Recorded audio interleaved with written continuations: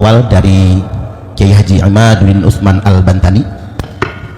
Setelah itu nanti kita akan buka sesi interaktif tanya jawab. Baik, kita langsung mendengarkan paparan. Sesi pertama adalah paparan dari Kiai Haji Imaduddin Utsman Al-Bantani. Setelah itu kita akan buka interaktif tanya jawab. Monggo kepada Kiai Haji Imaduddin Utsman Al-Bantani dipersilahkan.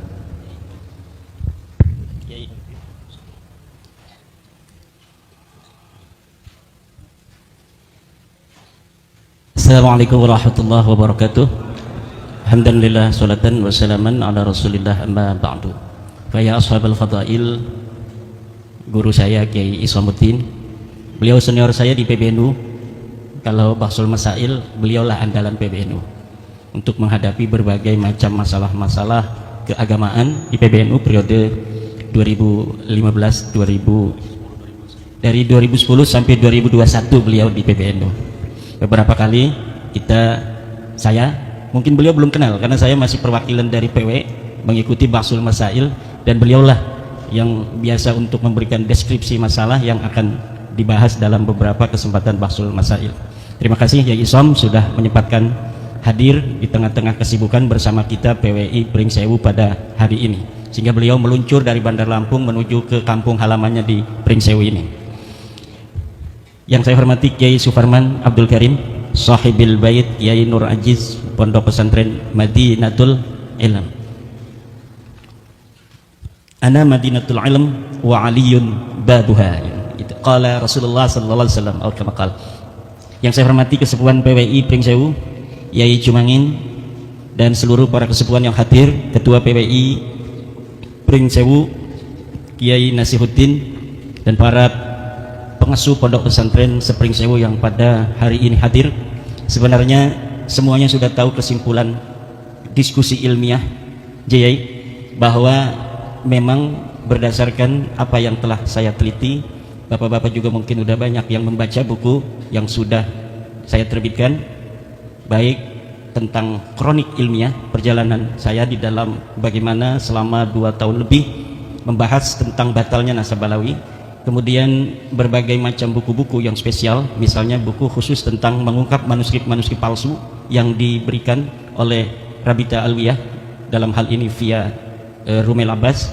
Itu juga ada semuanya, semua apa yang telah mereka atribusikan sebagai manuskrip-manuskrip di abad ke-6, 7 itu ternyata semuanya palsu, dan kiai-kiai bisa untuk melihatnya di buku mengungkap manuskrip-manuskrip palsu Ba'alwi versi Rumel Abbas.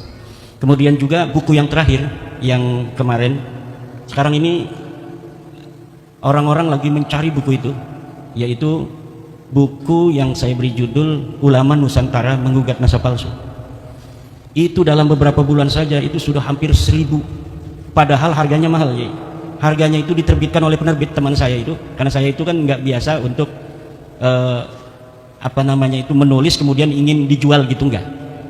Pokoknya saya menulis, saya taruh di PDF, saya sebarkan agar bisa dibaca.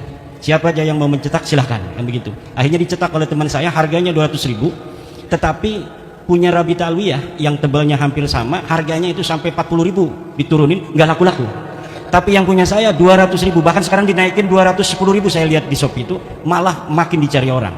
Ini adalah sebuah indikator bahwa mayoritas masyarakat ini bersama kita, dan kesimpulannya sama, bahwa Ba'alawi bukanlah cucu dari baginda Nabi besar Muhammad sallallahu alaihi wasallam. Sebenarnya mereka sudah ada kesimpulan sendiri di hatinya. Jadi tesis saya ini dijadikan sebagai bumper aja, ini ada.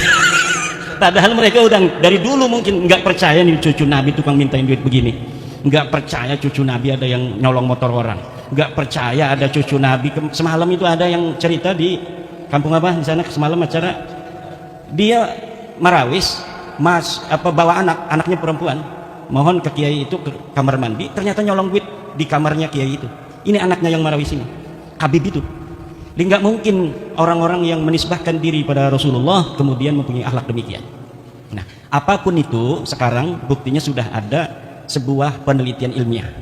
Sebelumnya penelitian firasah masing-masing itu sekarang sudah mendapatkan sebuah cantolan hukumnya yang secara ilmiah bahwa betul Ba'alawi ini bukan cucu Nabi. Dulu guru saya Yai Abuya Dimyati Itu kalau ada kabib, sini, delo ya, incu nabi ya. Ini matanya dibuka, delo ya, incu nabi asli ya. Itu artinya beliau nggak percaya. Tetapi tidak pakai dalil, tidak pakai data. Itu kasfan.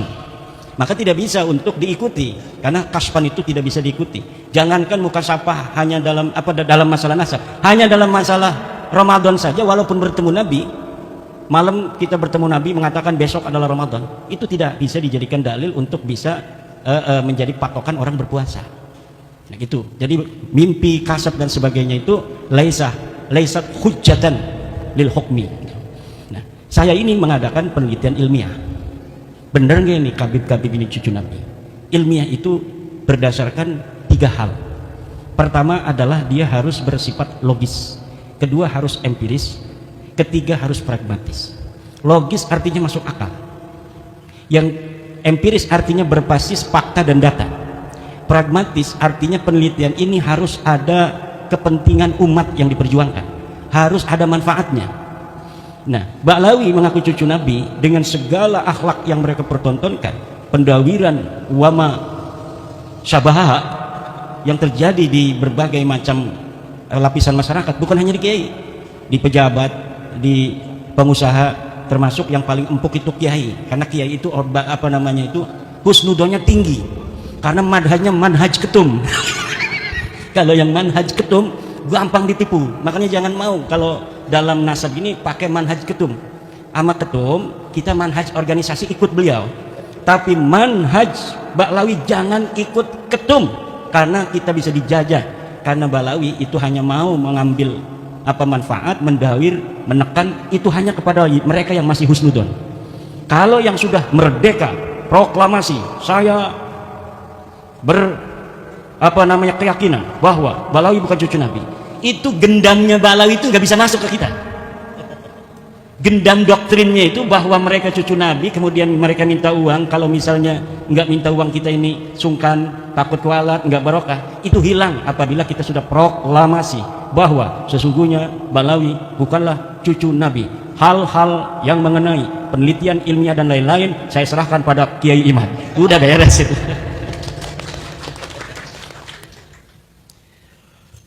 Coba logis apa tidak orang yang mengaku cucu Nabi ini secara data di abad ke-9 Hijriah, 895 Hijriah, mengaku keturunan Nabi, kemudian mengurut nama-nama.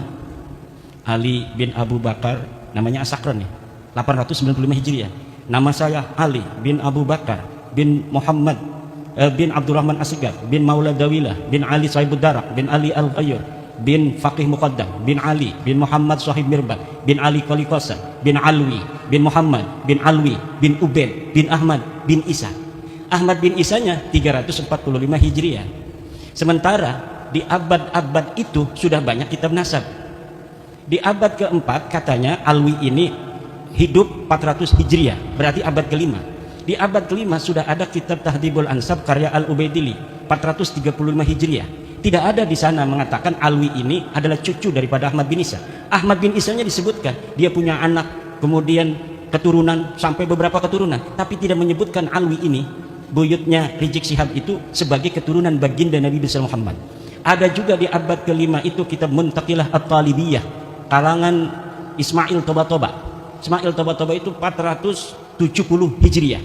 Tidak menyebutkan juga bahwa Ahmad bin Isa punya anak namanya Ubaid. Ahmad bin Isanya disebut dia punya anak namanya Muhammad, dia punya anak namanya Ali, tapi tidak disebutkan dia punya anak namanya Ubaid. Kemudian kitab Al-Majdi 490 Hijriah karya Al-Umari tidak juga menyebutkan Ahmad bin Isa punya anak namanya Ubaid. Ubaid punya anak namanya Alwi yang jadi Ba'lawi itu nggak ada. Kemudian naik ke abad ke-6 yaitu 597 Hijriah karangan seorang pakar usul fikih Imam Fakhruddin Ar-Razi. Beliau juga seorang ahli tafsir, punya kitab tafsir Mafatihul Ghaib, punya berbagai macam kitab sejarah dan lain sebagainya. Idza utliqal imamu fi usulil fiqhi fal muradu bihi Imam Al-Ar-Razi. Kalau dimutlakkan nama al-imam, qala al-imam dalam kitab-kitab usul fiqh, itu maksudnya adalah al-Imam Fakhrur Razi. Beliau menulis sebuah kitab berjudul Asy-Syajarah Al-Mubarakah wa hasala fihi anna Aulada Ahmad bin Isa al-Muqibin munhasirun fi salasati bani.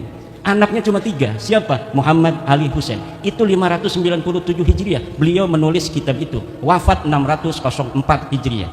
Beliau punya anak murid namanya Al-Fakhri juga, ngarang kitab namanya Al-Fakhri. Al-Marwazi nama murid beliau, itu 614 Hijriah. Di situ juga disebutkan nama Ahmad bin Isa, dan tidak disebutkan Ahmad bin Isa ini punya anak namanya Ubaid, punya cucu namanya Alwi. Tidak ada, mereka tidak disebut keturunan Nabi pada 614 Hijriah. Kemudian ada kitab Al-Asili 700 Hijriah. Kemudian ada kitab As-Sabatul Muson 787 Hijriah.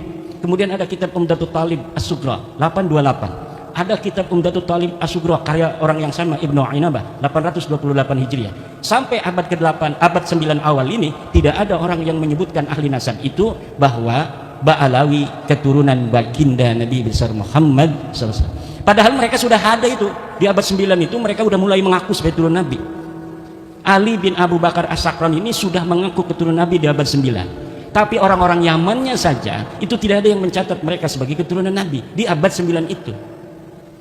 Maka saya sebutkan ada 550 tahun kosongnya riwayat antara pengakuan dan orang yang diaku. Orang yang diaku 345 Hijriah, mereka mengaku 895 Hijriah, hitung pakai kalkulator 550 tahun. Itu kalau kita mau kasihan. Itu versi kasihan itu 550 tahun itu. Versi yang tidak kasihan dalam ilmu nasab itu, dalam ilmu nasab, sebuah kitab sejarah, la yuqaddamu bihalin ala ma yusbituhun nasabun. Ilmu sejarah, sejarawan tidak bisa didahulukan dari apa yang telah ditetapkan oleh ahli nasab. Sedangkan Ali As-Sakran ini ngarangnya kitab sejarah tasawuf dan amalannya. Maka walaupun ada susunan dia menyebutkan nama sampai Ahmad bin Isa, itu sebenarnya dalam ilmu nasab tidak dianggap sama sekali. Adanya nama mereka itu muncul dalam kitab nasab, dalam kitab Tuhfatul Talib 996 Hijriah. Itu kalau dihitung 651 tahun. Cuma dalam kitab Tuhfatul Talib yang menyebut nama-nama mereka itu, Alwi sudah ada di situ tuh. Karena kan mengakunya 895 Hijriah. Kemudian 996 Hijriah ada masuk nama dia. Masuknya apakah berdasarkan maraji? Tidak.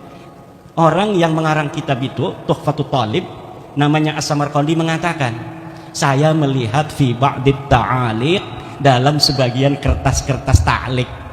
Jadi bukan berdasarkan maraji dari kitab-kitab, tetapi berdasarkan apa yang dia temukan dari kertas yang ada di pinggir jalan. Dia nemuin aja, wah ada nih bin, masukin aja supaya kitab saya agak banyak lah.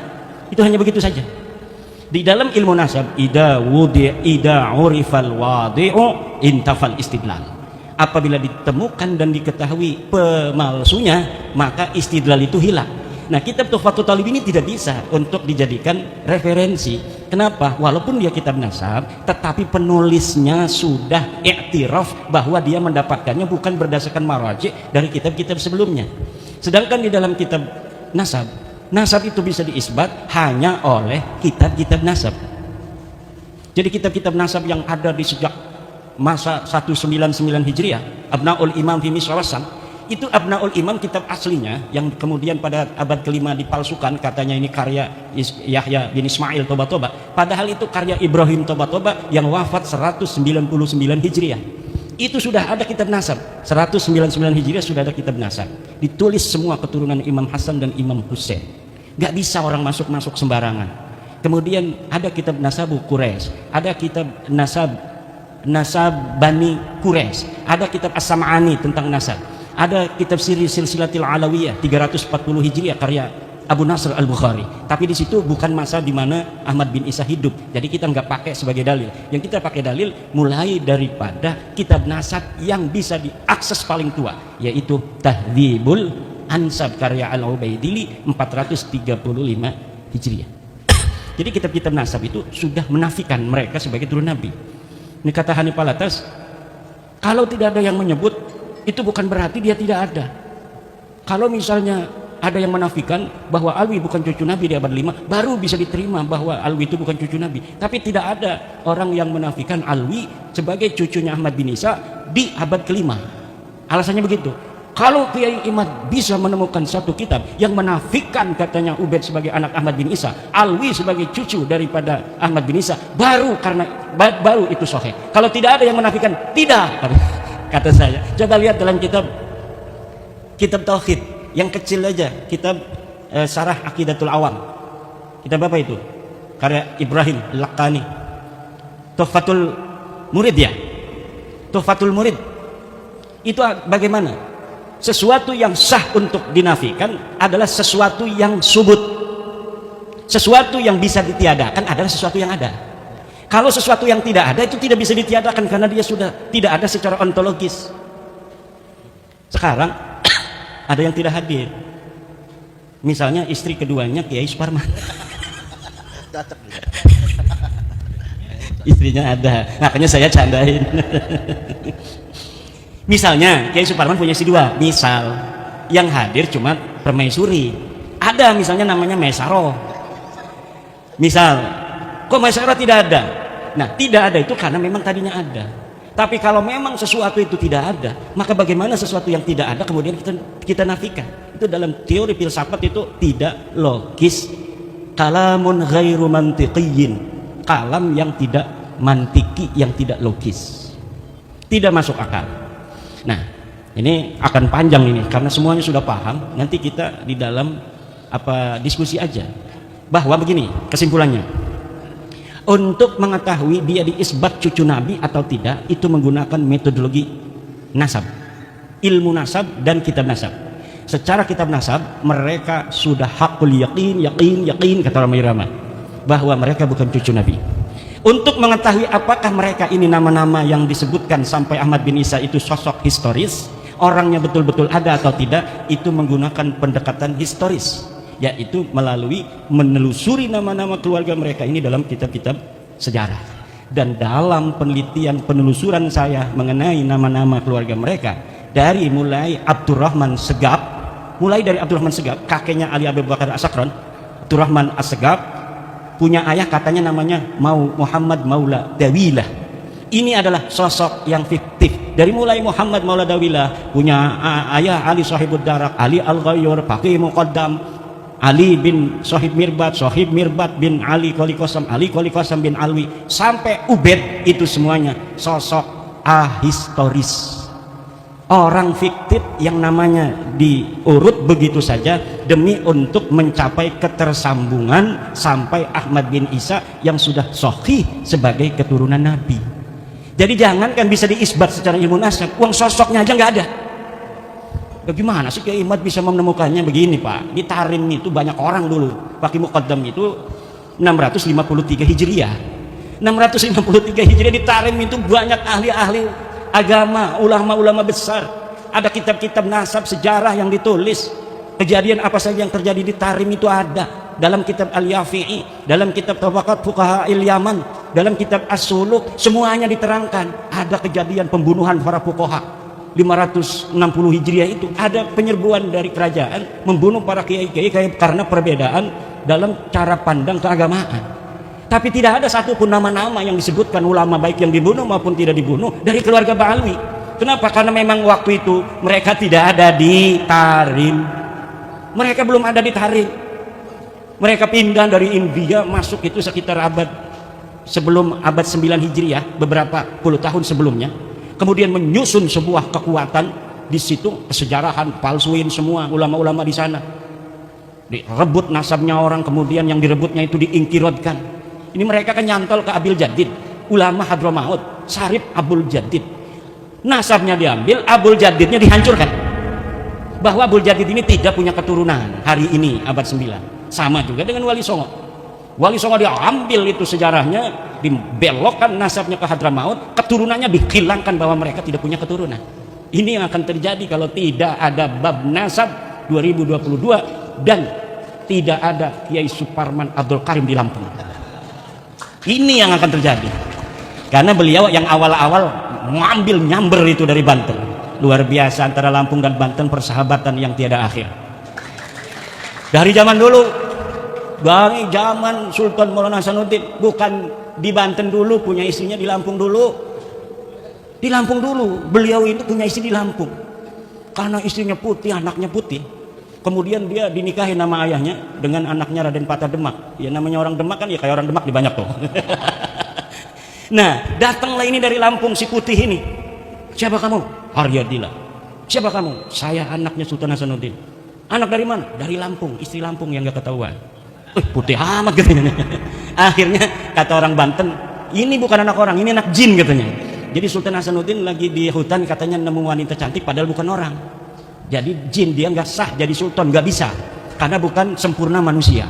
Itu begitu, politik zaman dulu itu begitu, bikin hoak-hoak gitu, framing gitu, demi agar yang jadi sultan adalah anak dari Banten, Maulana Yusuf. Nah, tetapi persahabatan itu kemudian Maulana Yusuf menaruh anak-anaknya di Lampung. Kemudian Maulana Muhammad Nasruddin perang dengan penjajah di Palembang. Palembang ini lagi mau dijajah nih sama musuh. Itu yang ngebantu dari Banten dengan Lampung. Lampung, siap kita perang membela Palembang. Dari Lampung, siap. Nah ini sekarang ini nih, jangan-jangan ini cucunya waktu dulu itu. Nah kemudian sejak masa Maulana Muhammad Nasruddin kepada anaknya Abdul Mafakhir Mahmud Abdul Qadir, kemudian pada anaknya juga Sultan Abdul Ma'ali Ahmad, pada anaknya Sultan Tirtayasa. Sejak Sultan Tirtayasa itu kemudian baru ada Belanda di Banten, di Lampung juga sama.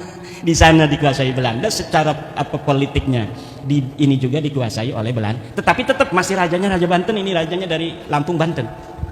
Sunan Gunung Jati pun kesini juga, jadi bukan hanya Sultan Hasanuddinnya, Sunan Gunung Jatinya sebelum itu juga pernah ke Lampung dan menyebarkan Islam walaupun belum diterima secara masif.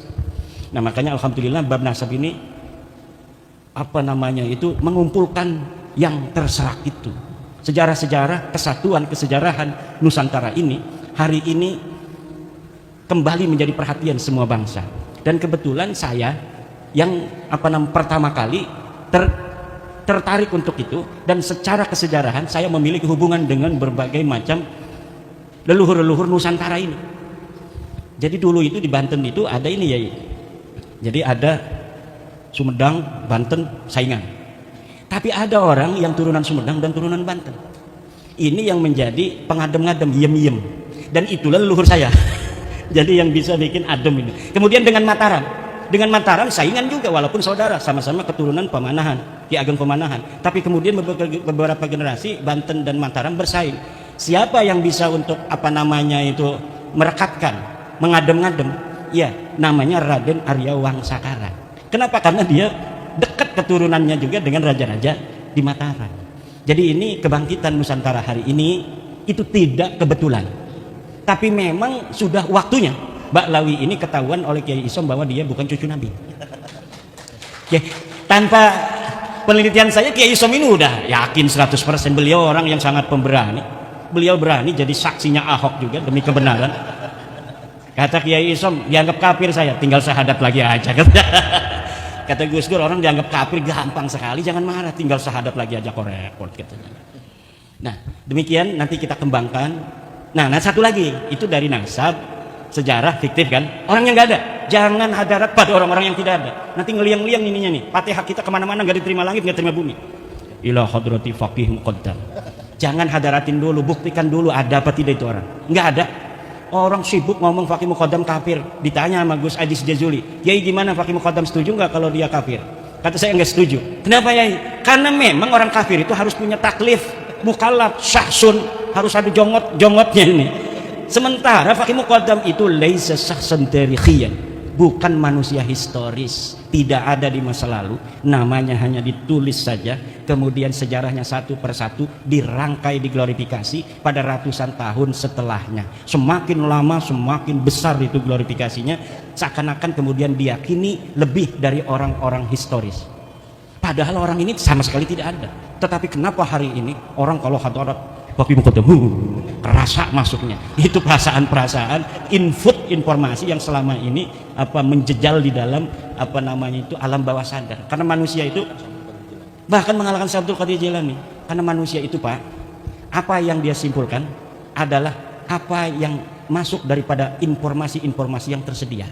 Walaupun dia kadang-kadang memahami bahwa informasi itu palsu, daripada tidak ada informasi, maka informasi itulah yang akan dia jadikan patokan untuk menjawab berbagai macam pertanyaan yang ada dalam dirinya. Untuk apa? Menenteramkan jiwa saja. Menenteramkan jiwa. Nah sekarang sudah tidak boleh lagi. Karena apa? Adzannul bayyinu khata'u itu la ibrah. La ibrata bidzannil bayyini khata'uhu. Tidak boleh dihitung, tidak masuk reken dzan yang sudah jelas salahnya. Jadi madhab ketum itu berbahaya untuk tradisi pendawiran. Ini orang yang masih mempunyai dzannya ini sudah nyata salahnya, itu secara sosial akan melanggengkan tradisi pendawiran. Maka khusus dalam babu Ba'lawi jangan ikut madhabnya Gus Yahya. Bahaya untuk diri kita ini. Nanti kita akan bisa untuk didawir. Jadi kalau instruksi organisasi ikut siap, dalam kombes siap, dalam ini politik siap, dasar nanti dulu. Bahaya dalam pendawiran saya nanti. Nah, ada fotonya Gus Yahya di rumah, ada kiai yang gak punya foto Gus Yahya, ada foto saya. Maka yang akan selamat dari kejelekan Ba'lawi yang ada foto saya. Yang ada foto Gus Yahya akan langsung ini Husnudon ini. Fotonya juga ini orang Husnudon. Tapi kalau ada foto saya, ini madhab Imadiyah. Wah, anti Ba'lawi ini, nggak bisa nih ditipu orang. Bagaimana kalau ada foto Gus Yahya, ada foto saya? Ini orang bingung, stres nanti Habibnya. Aduh bingung juga. Ada Gus Yahya, ada Kiai Imad. Ini dua-duanya ini katanya la ilaha ulai wa la ilaha ulai mudzabdzabina baina dzalik. Dan ini banyak ini orang mudzabdzabin ini. Orang mudzabdzabin ini banyak hari ini. La ilaha ula wa la ilaha ula. Demikian sementara nanti kita kembangkan di dalam diskusi. Terima kasih. Assalamualaikum warahmatullahi wabarakatuh. Baik, kita memasuki termin kedua, yakni interaktif tanya jawab. Untuk termin pertama dari sisi kedua ini langsung kepada 3 penanya. Ngacung dulu ya, monggo. Ya, langsung 4 di depan gitu, nggak apa-apa. 4 di depan, mikrofonnya buat. Siap. Sudah ada, monggo. Perkenalkan nama gitu. Nama dan asal.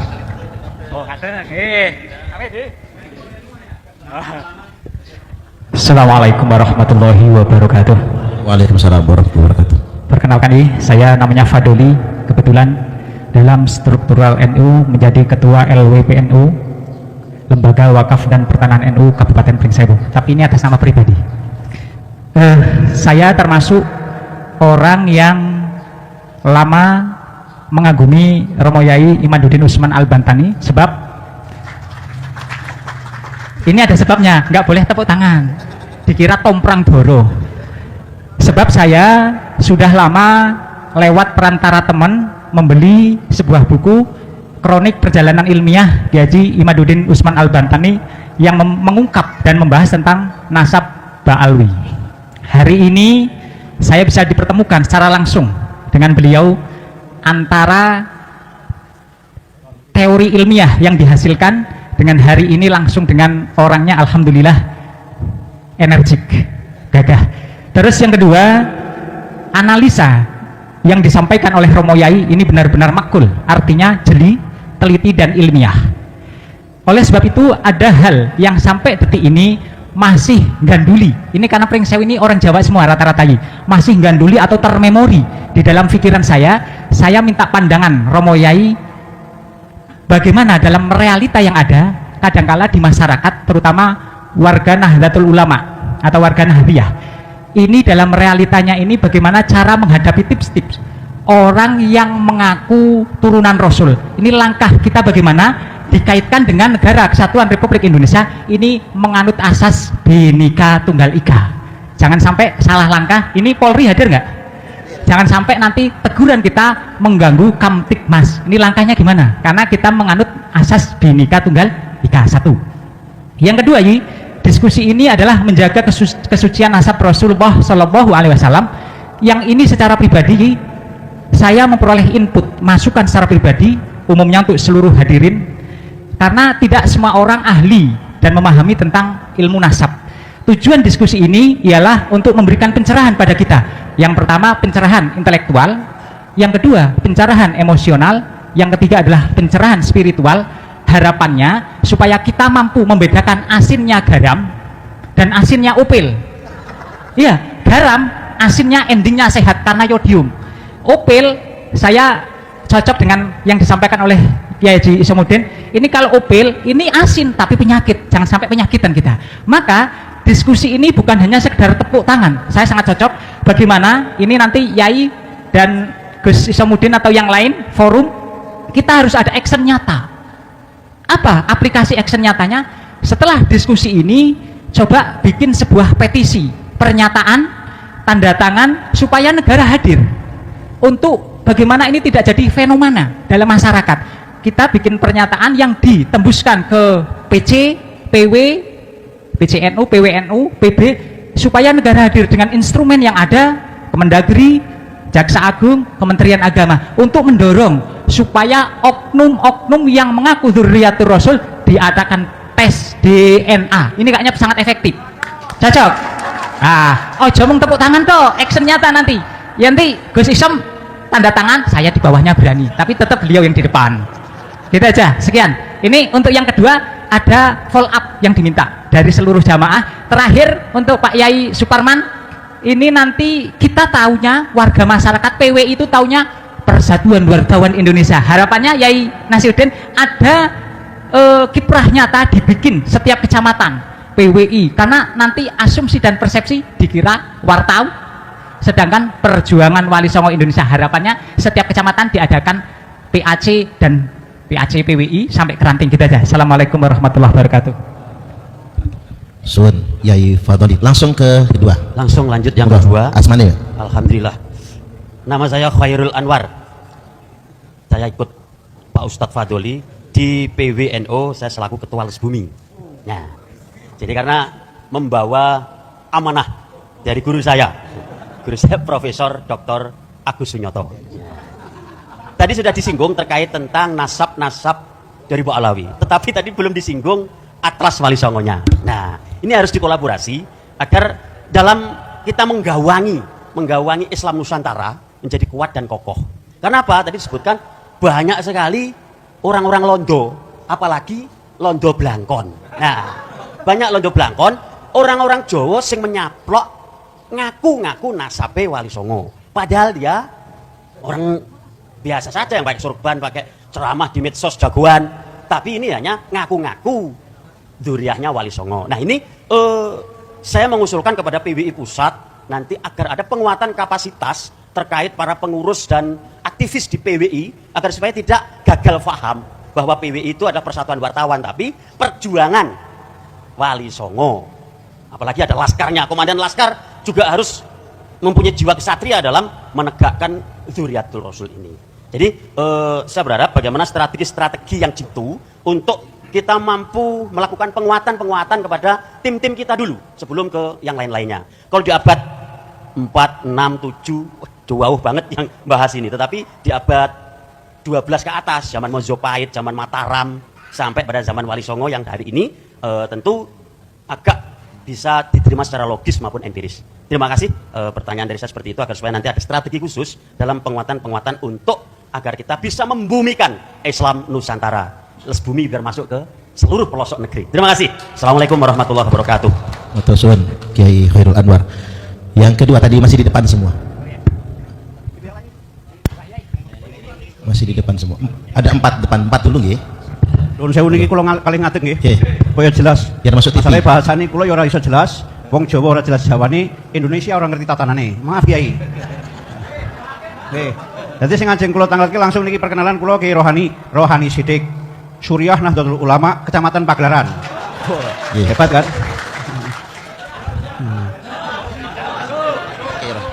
Langsung mawon Kiai. Niki masalah berkaitan kali waktu. Niki mangke kula rampung tanglet men diparingi jawaban kula nyuwun pamit kula wangsul. Mboten. Kula niku cara pamere kula duwe jamaah sing lakoni jamaah 40 hari. Mulai dari ruah tanggal 20 sampai nanti tanggal 1 Idul Fitri. Tuh. Ya. Pokoknya dengan segala hormat, yang perlu saya tanyakan, bagaimana kita sebagai santri menyikapi orang-orang tua kita, guru-guru kita yang selalu menggaungkan kata-kata husnudzon. Kalau masalah nasabnya, saya percayakan, udah percaya 100.000% sama Pak Imaduddin. Saya nggak mau ulang-ulang. Dan sebagian yang mau saya tanyakan udah ditanyakan sama teman-teman tadi. Yang belum kayaknya ini.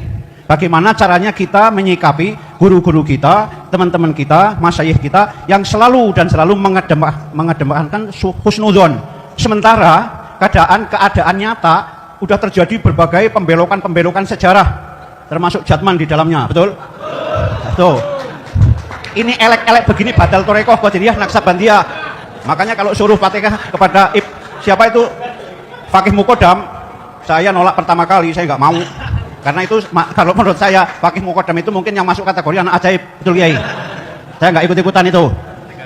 Ya, yang penting saya tanyakan itu Kiai, bagaimana? Karena kebanyakan kiai-kiai, santri-santri seperti saya itu masih takzim pada gurunya, takut kalau lawan gurunya nanti su'ul khotimah, ilmunya nggak bermanfaat. Udah itu saja. Yang lain dari wakili teman-teman. Assalamualaikum warahmatullahi wabarakatuh. Assalamualaikum warahmatullahi wabarakatuh. Sun, Yai Rohani. Yang terakhir keempat, monggo. Assalamualaikum warahmatullahi wabarakatuh. Waalaikumsalam warahmatullahi Nama saya Muhammad Khalil dari Ngadiluih, jadi perbatasan Pringsewu bagian utara. Yang pertama, saya dengan rasa senang banget karena satu alma mater dari Pelamunan ada yang maju sebagai mujadid menandai 100 abad NU. Alhamdulillah, semoga selalu dijaga dan mendapat pertolongan dari Allah Subhanahu wa taala. Yang kedua, Yai, yang saya tanyakan, bagaimana saya ini murid atau santri dari Thariqah Sadziliyah, sementara mursyid sekarang sudah jelas banget melakukan pemalsuan makam dan banyak menyimpangkan sejarah. Apakah masih saya teruskan untuk Thariqah saya ini? Sekian saja. Assalamualaikum warahmatullahi wabarakatuh. Waalaikumsalam warahmatullahi wabarakatuh. Satu lagi Kiai. Tadi ketinggalan satu lagi.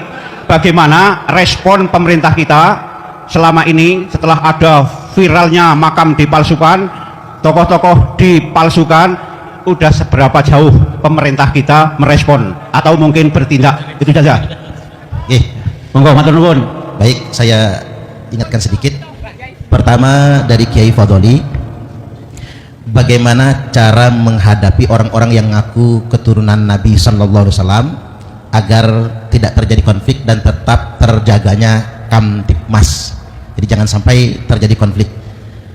Yang kedua, apa aksi nyata konkret follow up dari diskusi kita hari ini? Bisakah ada dorongan yang sifatnya nyata kepada pihak-pihak terkait untuk mendorong adanya setidak-tidaknya kewajiban tes DNA terhadap orang yang ngaku-ngaku anak cucu Nabi. Adapun tentang PWI, karena baru 1 tahun lebih dikit, maka memang belum tersosialisasikan. Hanya saja saya perlu ingatkan kepada segenap kader-kader PWI, karena perjuangan Wali Songo Indonesia itu 90% lebihnya adalah kader Nahdiyin. Jadi walaupun bukan Banom NU, dan memang bukan Banom, karena kalau Banom harus koheren dengan PBNU, ini kan kita nggak bisa koheren soalnya. Jadi kok heran. Jadi kok heran. Jadi PWI ini akan terus tersosialisasikan, dan mohon jangan mudah emosi, jangan gegeran. Kalau PWI ini mirip FPI, Laskar Sabilillahnya mirip FPI, pemerintah males nanti bekerja sama-sama PWI Laskar Sabilillah. Baik, yang berikutnya pertanyaan yang kedua dari Pak Kiai Khairul Anwar tentang Atlas Walid Songo. Memang ini karena kita PWI, kedepannya kita tidak hanya membahas nasab Ba'alwi, tapi juga mengkonkretkan sejarah dan trah Wali Songo. Jangan sampai tadi banyak yang ngaku-ngaku duriat Wali Songo tapi tak terverifikasi. Banyak betul sekarang. Apa bedanya kita sama Ba'alwi? Ba'alwi ngaku-ngaku, nah kita ngaku-ngaku juga gitu ya. Jangan sampai. Yang ketiga dari Kiai Rohani, bagaimana santri menyikapi kiainya yang masih husnudzon. Nah, ini perlu jawaban. Yang jawaban ini tidak membuat santri merasa berdosa, maksudnya. Bagaimana respon pemerintah terhadap pemalsuan makam, sejarah dan lain sebagainya. Dan yang terakhir dari Kiai Muhammad Khalil, bagaimana apakah thariqah beliau masih bisa dilanjutkan, karena mursyidnya ini bukan hanya memalsukan makam, tapi mursyidnya juga belum pernah berbaiat. Jadi mursyid Sadziliyah yang beliau berbaiat itu beliau pun belum pernah berbaiat. Monggo Kiai silakan. Untuk Kiai Fadli, kata Syekh Imam Ibnu Hajar, yambaghi likulli ahadin an yakuna lahu khiratun fi hadan nasabi syarif hatta la yantasiba ilai ahadun illa bihaqqin. Wajib bagi kita untuk memiliki sebuah kepedulian, kecemburuan terhadap nasabnya baginda Nabi Muhammad sallallahu alaihi wasallam, sehingga tidak bernisbah kepada Nabi seseorang kecuali dengan benar. Ada orang yang mengaku turunan Nabi, bagaimana sikap kita? Jangan langsung hormatin. Bahkan ada yang haram untuk kita menerimanya, sama dengan kedudukannya dengan hadis palsu. Hadis itu tidak boleh seorang khatib di dalam mimbar Jumat membawa hadis palsu kecuali dengan menjelaskan kepalsuannya. Begitu pula dengan nasab palsu. Kita tidak boleh mengatakan Habib ini duriat Nabi, kata orang, tidak boleh. Tapi Habib ini duriat Nabi, tapi palsu, begitu. Harus menyebutkan kepalsuannya itu. Begitu kita meneliti apa nasab-nasab yang mengaku kepada Nabi, apa hukumnya? Sama dengan meneliti orang-orang peneliti tentang hadis Nabi. Imam Bukhari, kenapa Imam Bukhari itu meneliti hadis Nabi? Karena hadis Nabi banyak yang memalsukan. Ada kepentingan madhab, ada kepentingan daerah, ada kan hadis-hadis tentang fadilah Syam. Nah, orang-orang Najd pengen juga ada hadisnya, bikin hadis palsu.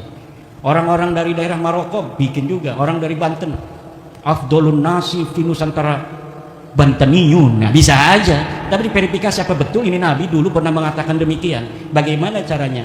Untuk meneliti hadis kita menggunakan cara verifikasi hadis. Adakah ittisalus sanad baina rawin wa rawin? Kemudian makbul apa tidak? Mukhalifun lil Quran apa tidak? Mukhalifun lil ijma apa tidak? Kalau mukhalifun lil qiyas fihi khilaf. Tapi mukhalifun lil Quran dari sisi matanya itu jelas hadis itu merupakan ciri-ciri wadah, ciri-ciri palsu. Begitu pula dengan orang yang mengaku turunan Nabi. Lah, orang mengaku turunan Nabi, ane cucu Nabi, ane mau haul abah, ane butuh sapi 3. Udah, kiai 1 supaya barokah pondoknya banyak santrinya. Kenapa sih sehari ini kiai-kiai itu masih ada yang menganggap dirinya banyak santrinya karena barokah itu? Karena mereka mengungkapkan keberkahan itu. Jadi ketika masuk ke dalam pikirannya kiai itu, yang sering ngomongin keberkahan itu adalah para kabib-kabib yang dawir ini. Jangan-jangan memang saya berkahnya dari dia. Padahal keberkahan dia karena daripada doa gurunya, doa orang tuanya, doa masyarakatnya, doa muridnya. Itu seakan-akan dilupakan semua. Karena ibunya hanya mendoakan, tapi dia tidak pernah mengatakan ibu selalu mendoakan engkau supaya barokah. Tidak. Gurunya juga begitu. Tetapi si kabib-kabib ini selalu mendemonstrasikan seakan-akan mereka lah orang yang paling berjasa bagi kita. Dan itu bukan hanya untuk level pondok pesantren, bahkan level Indonesia, level hari proklamasi, katanya itu berkah daripada Habib Alwi Kuita, namanya Habib Ali bin Abdurrahman Kuita. Bahkan diusulkan 2018 sebagai calon pahlawan nasional. Kemarin sudah terbukti dari KTLF dari Belanda bahwa dia adalah antek Belanda. Dapatnya pun lebih hebat daripada Utsman bin Yahya. Kalau Utsman bin Yahya dapatnya penangnya itu cuma 1, Habib Ali bin Abdurrahman Kuita dapatnya 2, dan ini bisa dikonfirmasi di Leiden Library yang ada di internet. Masuk bapak-bapak kiai-kiai ke perpustakaan Leiden yang ada di internet, kemudian klik digital collection, tulis Ali bin Abdurrahman Al-Habsyi Kuita, muncul itu fotonya dengan 2 bintang penghargaan dari Ratu Belanda. Itu 2018 mereka ingin sudah bahwa dari mereka ada yang jadi pahlawan nasional. Ditolak sama Departemen Sosial, Kementerian Sosial. Seorang Balawi lagi dari Kalimantan, dia usulkan hampir aja 2021-2022 itu akan diangkat. Akhirnya turun para sejarawan, Profesor Anhar Gonggong. Ini bukan pejuang. Sultan siapa namanya itu? Sultan Hamid. Ini adalah pengkhianat bangsa Indonesia. Itu sudah mau diangkat jadi pahlawan nasional. Karena apa? Bahaya kalau orang-orang yang tidak seharusnya menjadi pahlawan kemudian diangkat pahlawan hanya karena dia diangkat sebagai pahlawan nasional.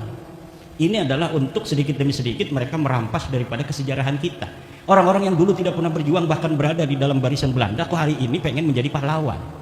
Pengkhianat masa lalu hari ini hanya dengan cerita palsu dan kualat modalnya kemudian akan menguasai daripada kesejarahan kita. Ini yang terjadi, Kiai Fadli. Jadi aneh cucu Nabi, mana susunan silsilahnya? Oh ini Pak Muqaddam fiktif. Mana tes DNA-nya? G India, itu orang Kaukasus. Mana sejarahnya? Kitab-kitab sejarahnya? Husnudan aja, nggak mau. Begitu, itu harus tegas kita. Kemudian untuk Kiai Les Bumi. Emang Les Bumi ini ketuanya sekarang ini Kiai Jadul Maula itu adalah ketua lembaga Banom NU yang berani ngundang saya di pondoknya di Kaliopak.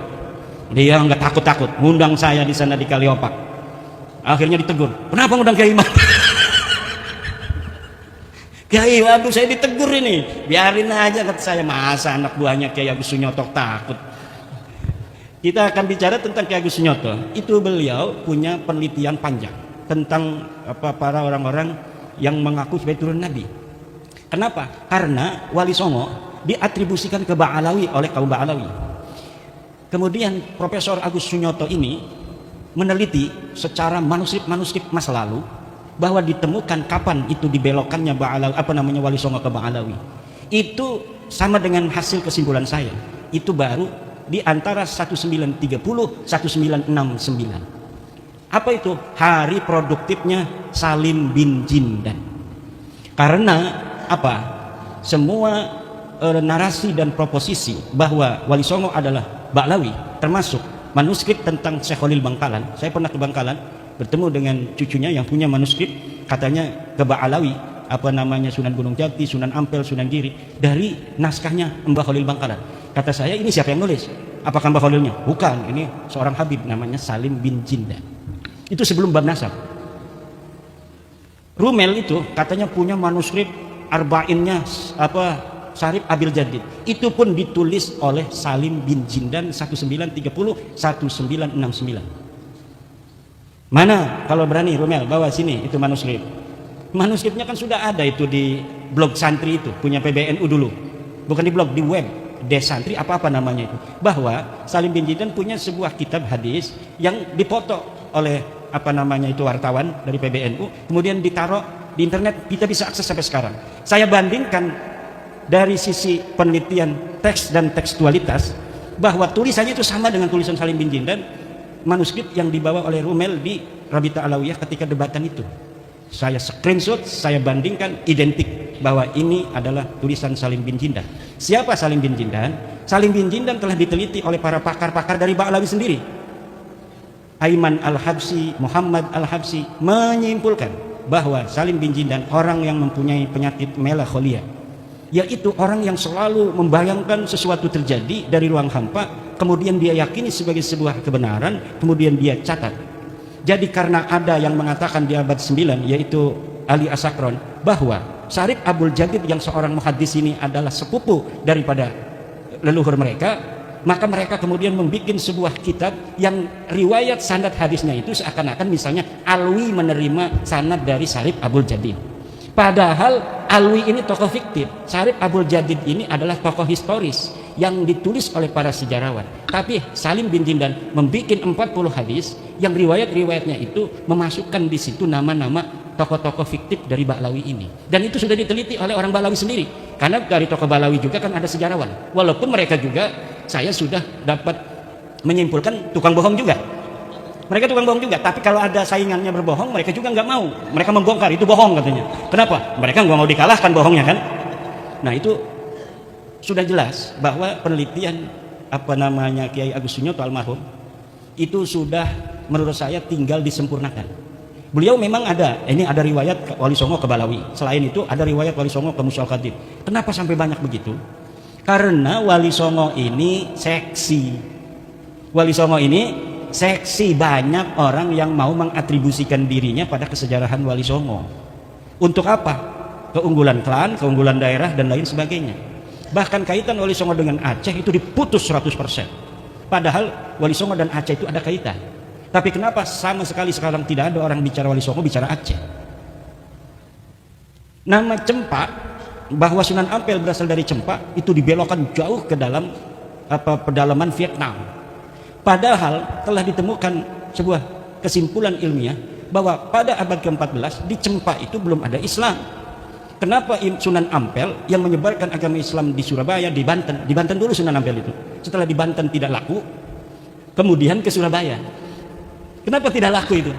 Ya orang Banten punya kekhasan, jarang atau sulit, bukan jarang, menerima sebuah ajaran baru itu dari zaman dulu. Kecuali muncul dari orang sendiri.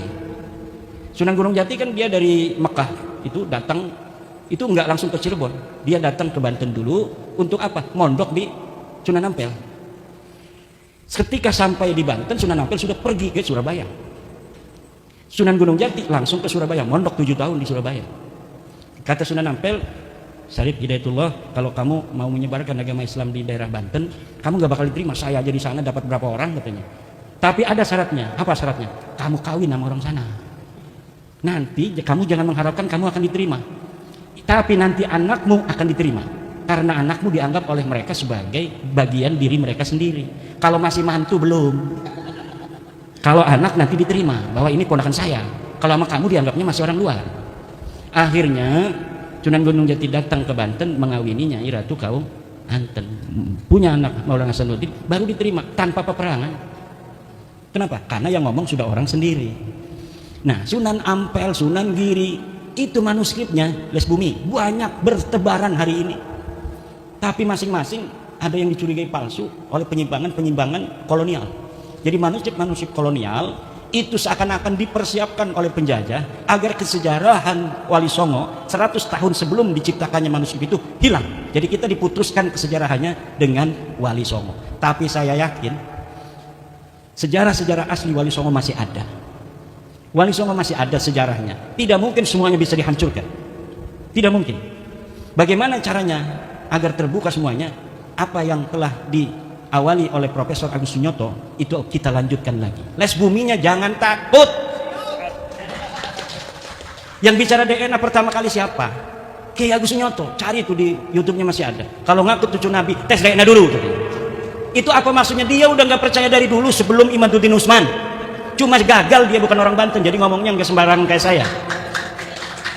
Jadi PBNU ini harus berwarna-warni. Kalau semuanya orang-orang Jawa belah sana, ya kebanyakan Angga Unggul. Husnudon aja. Begitu. Untung ada orang Banten. Lihat orang Banten nggak mikir 2 kali 4 kali, sekali cukup. Urusan belakangan. Dipecat-pecat ngapain, nggak apa-apa. Kan begitu. Lah itu makanya harus berwarna-warni. Ada kayak Yai Said, ya namanya 11-12 sama orang Banten, jeplak-jeplok aja ngomong. Tapi kalau orang-orang Jawa yang halus hatinya, penuh dengan pertimbangan matang, lah itu nggak bisa cepat. Ini mungkin butuh 100 tahun lagi Balawi ini. Tapi orang Banten tanpa didampingi oleh keuletan orang-orang Jawa juga susah ini. Tapi ini hanya 2 tahun lebih beres. Ini udah beres ini, udah beres, udah. Tinggal ini mah penghiburan diri mereka saja. Ada sedikit orang nangis kayak Roma Irama bertobat. Begitu-begitu aja. Sampai ada yang keliling ke Mekah, ngutus orang ke Mekah, nemuin kiai-kiai Mekah, Sayyid Mekah yang punya murid di Indonesia agar berpesan muridnya jangan ikut sekte Ihmadiyah. Ada yang sudah ikut kan Kiai Ja'far dengan penelitiannya juga. Itu sampai gurunya dari Mekah bikin voice note bahwa engkau harus menghormati para sadah. Kata Kiai Ja'far, coba dibalas ke gurunya. Iya, saya hormati sadah, tapi Balawi bukan sadah. Ngelawan dia sama gurunya juga. Kenapa itu?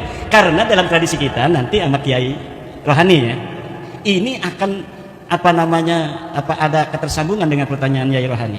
Bahwa kalaulah seorang murid yang berbeda dengan gurunya harus kualat, maka Imam Syafi'i orang yang pertama kualat kepada Imam Malik. Imam Ahmad bin Hambal orang yang pertama kualat kepada Imam Syafi'i. Abu Hasan Asy'ari orang yang pertama kualat kepada Ali Al-Jubai. Gurunya Mu'tazilah kok muridnya Abu Hasan Al-Asy'ari jadi Ahli Sunnah wal Jamaah, merontohkan seluruh proposisi gurunya. Hasan Al-Basri punya murid gagah perkasa namanya Wasil bin Atta. Dia harusnya kualat Wasil bin Atta, tapi tidak, dia ulama besar dari golongan Mu'tazilah. Dia punya guru juga Muhammad Al-Hanafiyah, anaknya Sayyidina Ali, ini Wasil bin Atta. Jadi dari zaman dulu murid dan guru berbeda, itu gurunya harus bangga. Kata Imam Ahmad bin Hambal, ta'allam kama ta'allamna, belajarlah seperti kami belajar. La tuqallidni wa la tuqallid Malikan wa la Syafi'iyan wa la Sufyan As-Tsauri. Jangan ikuti aku, jangan ikuti Malik, jangan ikuti Imam Syafi'i, tetapi ta'allam kama ta'allamna, belajarlah seperti kami belajar sehingga kami menemukan kebenaran yang kami yakini. Kita tidak perlu menyelesaikan masalah ini hanya dengan tepuk tangan. Ini murid-muridnya Kiai Hasyim Mujadi semua. Kiai Hasyim Mujadi itu begitu kalau ceramah. Kemudian dari siapa? Pelamunan, Kiai Khalil Pelamunan. Ini beliau mondok kepada pesantren Pelamunan. Saya mondok pada Kiai Hasuri bin Thohir. Nah, ini menantu Kiai Thohir Pelamunan. Jadi namanya bapak beliau Thohir, mertuanya Thohir, punya pesantren At-Thohiriyah. Ya, kan beliau itu waktu saya di sana wasiat karena udah kena stroke. Imad kalau abah wafat nanti tolong dimakamkan dekat makamnya Abah Thohir. Pengen dekat dengan mertua. Kalau nggak boleh di pagernya. Kalau nggak boleh juga di luar pagar. Kalau nggak boleh juga baru di pondok ini. Akhirnya dimakamnya di pondok tanpa meminta ke sana karena anak-anaknya pengen juga dekat dengan Abah. Itu dulu Yai Thohir Pelamunan mondok kepada Yai Husain Cerita. Kepada Yai Tubagus Abdul Halim, mantan Bupati Serang. Tubagus Abdul Halim mondok kepada Kiai Husain Cerita, Kiai Husain Cerita pada Syekh Nawawi At-Tanara Al-Bantani. Jadi itu generasi keempat. Syekh Nawawi kepada Kiai Husain Cerita dekat dengan Caringin, kepada Kiai Abdul Halim pada Kiai Pelamunan. Kalau mau cepat langsung kepada Kiai Husain, enggak kepada Kiai Tubagus Abdul Halim. Karena Kiai Thohir Pelamunan juga selain mondok kepada Kiai Abdul Halim, mondok juga langsung karena masih hidup Kiai Husain Cerita. Begitu pula saya mondok kepada Kiai Tubagus Hasuri Thohir, mondok kepada Kiai Tubagus Hasuri, mondok kepada Kiai Thohir Pelamunan. Setelah dari Kiai Thohir Pelamunan, mondok juga kepada Kiai Abdul Halim itu karena masih hidup juga.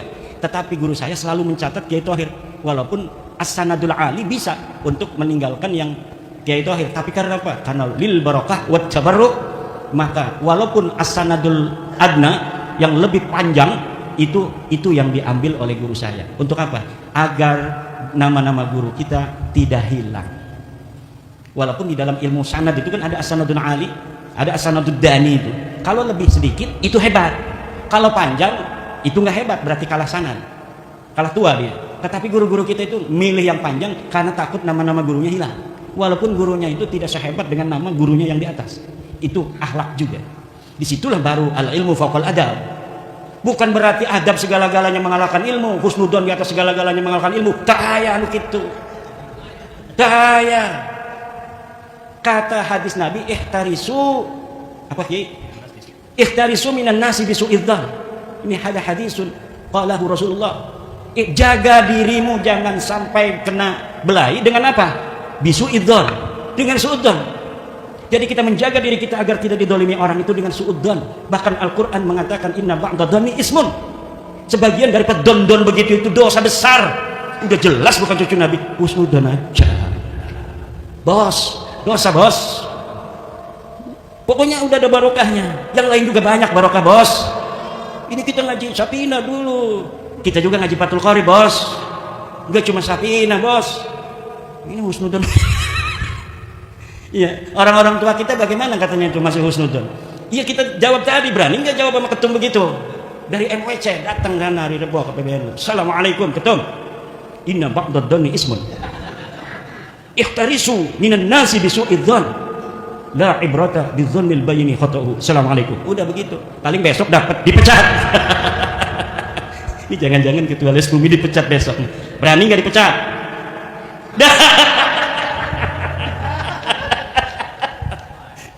Enggak, kita ini bercanda aja. Kenapa? Karena kita tahu sebenarnya beliau-beliau itu sama dengan kita. Sama dengan kita. Mereka juga sayang kepada masyarakat Nahdlatul Ulama. Tetapi ada pikiran-pikiran orang tua kita yang pikirannya lebih bijaksana daripada kita.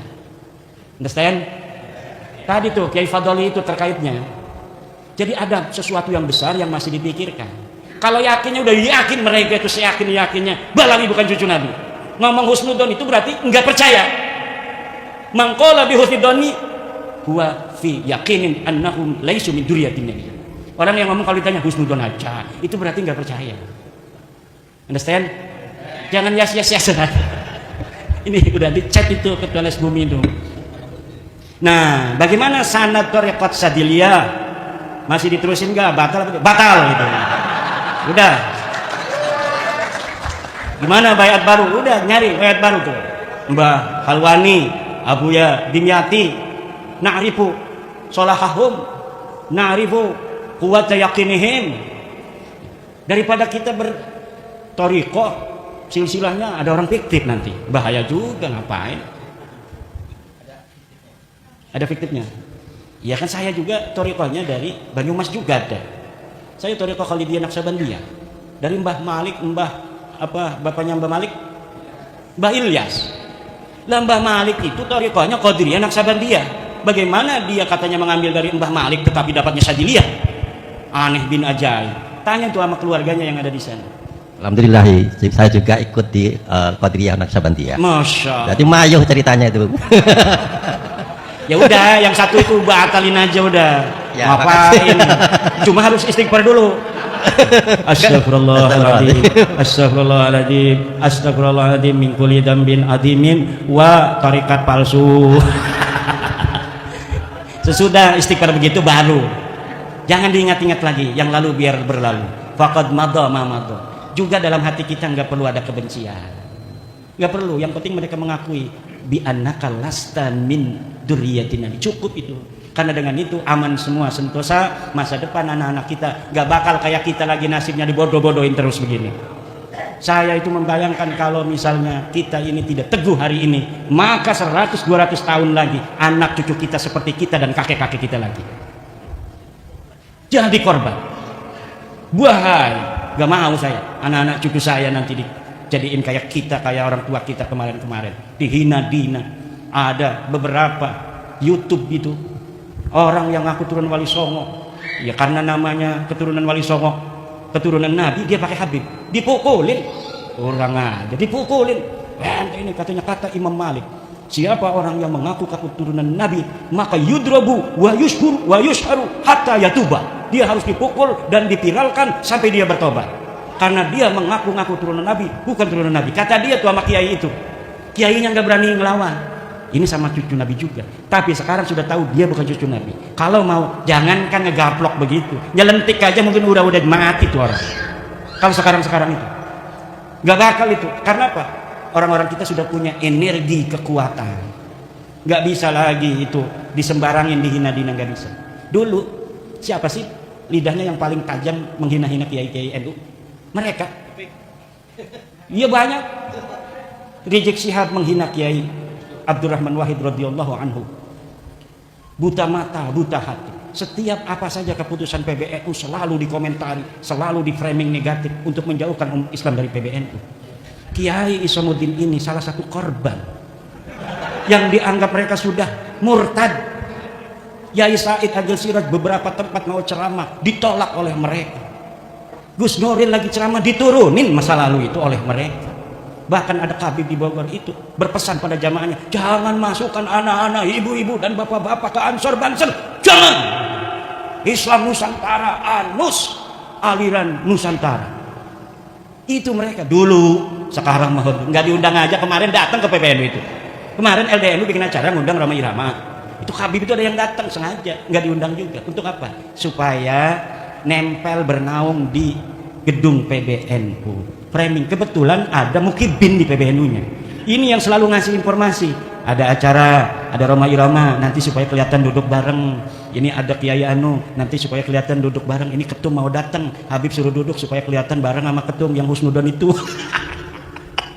Nah ini dikerjain. Jadi ada intel dia itu di PBNU itu. Akhirnya kelihatannya seperti itu. Padahal apa yang nampak bukan apa yang sebenarnya terjadi. Apa yang nampak bukan apa yang sebenarnya terjadi. Kita harus yakin bahwa orang-orang tua kita di PBNU pun sayang pada kita, tidak mau kita warga NU ini dijadikan bancakan oleh orang-orang yang mengaku cucu Nabi palsu itu. Sama, cuma caranya beda. Selagi orang tua kita pura-pura nggak ngerti di depan publik, kitanya juga pura-pura nggak ngerti juga. Kayak begini ngomongnya. Jadi semuanya menapaki perannya masing. Demi apa? Kemaslahatan kita bersama. Juga demi kemaslahatan NKRI. Tadi ada yang bertanya, Kiai Fadoli, ini kita harus jaga NKRI. Siapa orang yang lebih cinta pada NKRI daripada orang NU? Nggak ada. Kurang apa itu kita orang NU untuk bangsa dan negara ini? Kita 32 tahun tidak dikasih kesempatan apapun oleh negara. Apakah kita marah? Enggak. Bahkan kita yang 1984 mengatakan menerima ajas tunggal Pancasila. Padahal ketika itu kita tidak diberi ruang apa-apa. Seluruh orang-orang kaya di PBNU yang punya pabrik itu ditutup, pabriknya tidak punya akses. 32 tahun di masa Soeharto. Tapi kita tidak pernah marah kepada negara dan bangsa yang kita cintai ini. Semua peran-peran sosial, peran ekonomi, semuanya dihapus oleh negara pada saat itu. Kepada kita PBNU, kita nggak pernah marah, bahkan kita menguatkan negara. Karena apa? Negara ini adalah sebagai sebuah wasilah kita untuk menjaga kedamaian bangsa, menjaga kedamaian umat Islam yang ada di atas negara ini. Jadi bukan hanya kekuasaan cara berpolitiknya NU, tapi bukan hanya politik kekuasaan, tapi politik kebangsaan.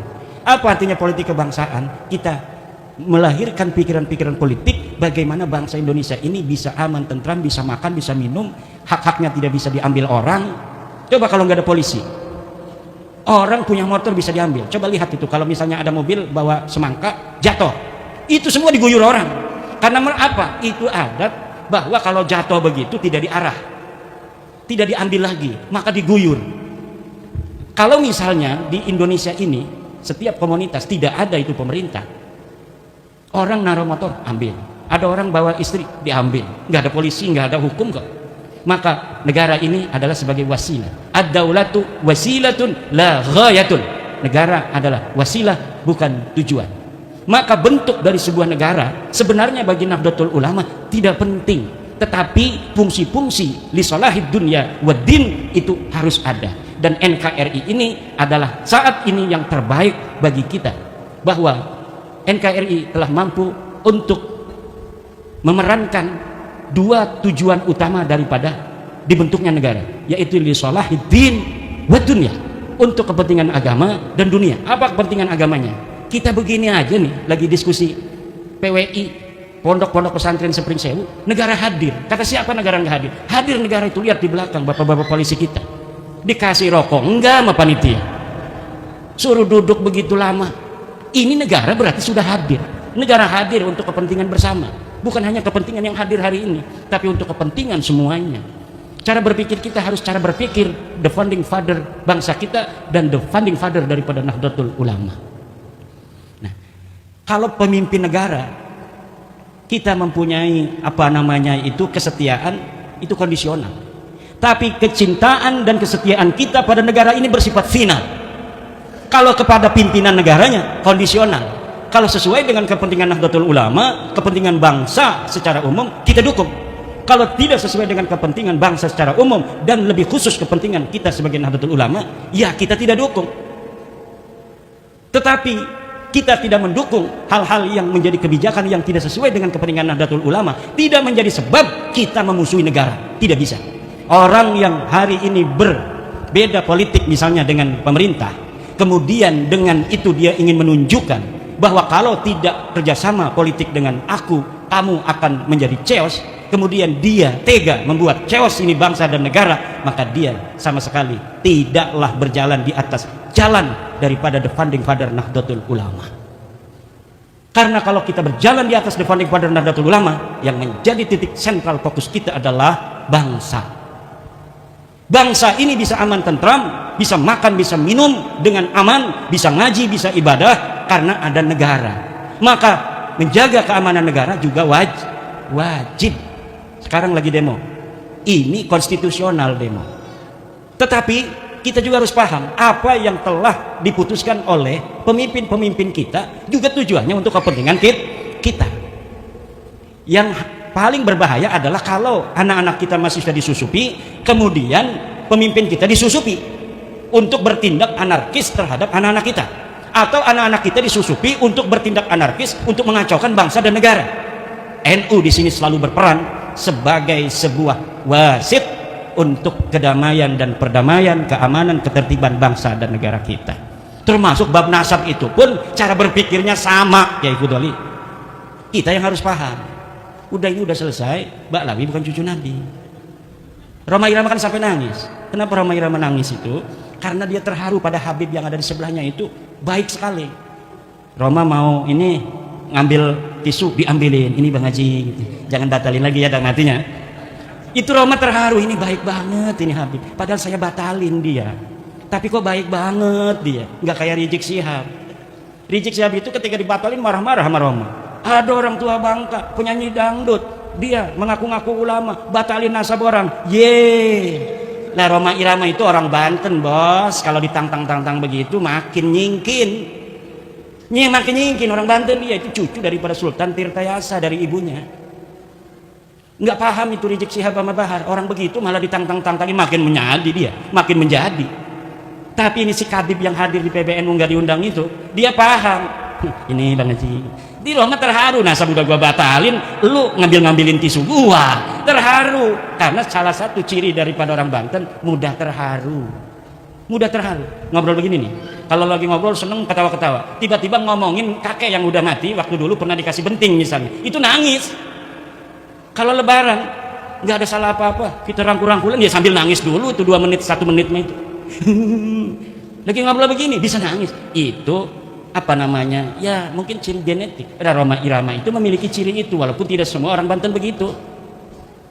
Ini di framing Roma Irama bertobat, tidak lagi membatalkan nasab Balawi. Enggak begitu bos. Bang Haji Roma Irama sudah ngomong dari awal bahwa saya batalin nasab ente, tapi bukan berarti kita bukan sahabat lagi, Bib. I love you, kan begitu ngomong waktu dengan saya itu juga. Waktu sebelum dengan saya, dengan Rumel Abbas, dengan Guru Gembul ngomong begitu juga. Kita batalin nasab bukan berarti kita putusin hubungan. Yang dulunya ente jual minyak wangi ke rumah aneh, silakan jual minyak wangi lagi. Kalau aneh punya duit bayarin, kalau kagak ya ndak apa-apa, jangan maksa-maksa lagi. Yang punya tetangga Balawi nggak usah pindah rumah bos, seakan-akan ketika dia bukan cucu Nabi kita jijik, kemudian nggak begitu lah. Bang Haji itu begitu cara berpikirnya, jadi terharu nih sama Habib yang baik ini, ngambilin segala apa yang dibutuhkan dia. Itu di framing katanya bertobat, nggak bisa bos, dia keyakinannya udah hakul yakin itu nggak bisa dirubah bos. Nih, ini yang ada masih mukibin hatinya. Apa benar ini? Lah ini masih mudab-dabin benadalika begini. Ini sampai rumah dia tuh begini. Hei bos, yang masih saya udah kasih sebenarnya. Udah kalau baca buku saya 690 halaman males, malam aja istikharah. Usolli sunnatul istikharati raqataini lillahi ta'ala. Allahu akbar. Niatkan bahwa kita ingin mendapatkan kejelasan Ba'lawi ini cucu Nabi atau bukan. Kemudian setelah itu salam berdoa, ya Allah, aku memohon daripadamu yang maha tahu, saya bingung banget mengikuti diskusi di Pringsewu, Kiai Imad menerangkan dengan Kiai Isom, hati saya tersayat, saya tidak terima bos. Ya Allah, katanya Ba'lawi bukan cucu Nabi. Ya Allah, saya bertanya sekarang kepadamu ya Allah yang maha tahu, yang maha rahman, apakah Ba'lawi ini cucu Nabi atau bukan? Wassallallahu alaihi wasallam. Kayak Allah aja jawab begitu, yang jawab Allah, nanti jangan kita. Nah nanti coba, walaupun tidak mimpi, fa'alhamaha fujuraha watak. Jadi kalau model-model kita kalau dikasih mimpi ketinggian derajat, paling-paling di dalam hatinya ini sudah mengkristal nanti sebuah keyakinan akan sesuatu. Dan saya yakin keyakinan itu adalah Ba'lawi bukan cucu baginda Nabi besar Muhammad sallallahu alaihi wasallam. Istikharah juga melahirkan keberanian karena kita menyandarkannya sudah kepada Allah Subhanahu wa taala. Kalau kita menyandarkan hanya kepada cara kita berpikir, belum kita menyandarnya pada Allah, kita takut salah. Jangan-jangan Kiai Imad ini salah. Udah istikharah saja, wahai para kiai, jangan banyak-banyak, cukup 2 rakaat saja berdoa yang sebenar-benarnya doa. Ya Allah, ya Rabbi, saya ngeliat Kiai Imad ini pengen ngegintes saja ya Allah. Saya ini sudah muhibbin, sudah berpuluh-puluh tahun akan diberantas oleh Kiai Imad, Kiai Parman di Lampung, ngeselin ya Allah. Mohon petunjuk darimu, apakah benar Ba'lawi ini cucu Nabi ataukah bukan? Ini bukan buat Kiai Saroni, ya Kiai siapa? Rohani. Tuh, yang di belakang ada mukibin. Jangan-jangan itu petugas kita dari Polri itu juga masih mukibin. Tolong istikharah Pak Polisi. Insya Allah hanya dengan 2 rakaat Allah akan beri jawaban. Ini sudah jam 1. Wallahu wal muwaffiqu ila aqwami thoriqin. Wassalamualaikum warahmatullahi wabarakatuh. Sudah lapar ya Imad ya. Nanti ngobrolnya sambil santai saja. Nah, mungkin sementara kita cukupkan dulu. Ya, Sungi. Dan saya kembalikan ke pembawa acara. Wallahul muwaffiq ila aqwamit thoriq. Assalamualaikum warahmatullahi wabarakatuh.